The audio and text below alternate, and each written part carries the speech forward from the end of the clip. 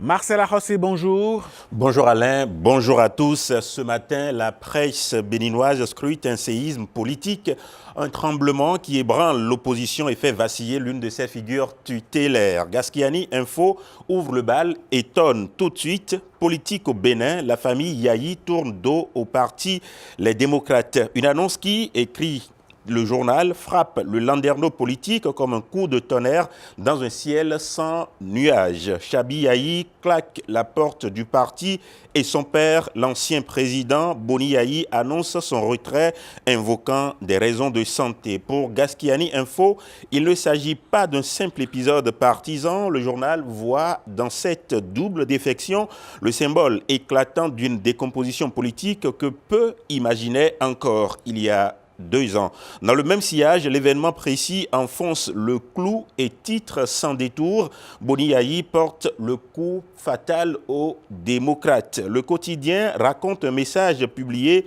le 3 mars 2026 sur la page Facebook de l'ancien chef de l'État. Une décision, dit-il, mûrement réfléchie, prise après de longs mois de méditation dans une adresse solennelle aux militants. Boni Yahi annonce lui-même son retrait de la présidence du parti Les Démocrates. Une page se tourne, observe le journal, car sous son leadership, cette formation s'était érigée en principale force d'opposition sur l'échiquier national, mais derrière la décision personnelle, c'est tout un édifice politique qui vacille. Car Fraternité, lui, dresse un tableau encore plus sombre. Le quotidien parle ici d'une ère d'incertitude qui s'ouvre pour le parti. Selon le journal, la démission de Boni Yahi survient dans un climat déjà délétère. Défaite électorale, tensions internes, difficultés de parrainage.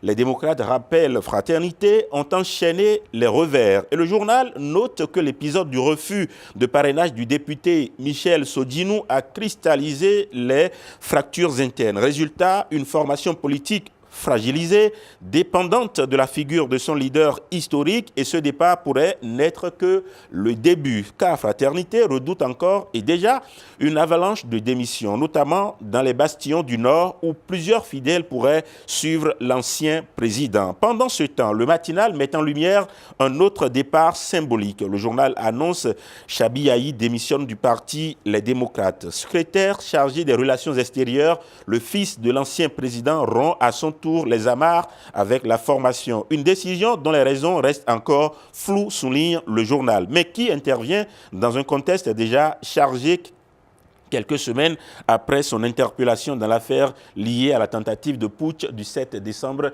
2025. Alors, que retenir de cette séquence politique?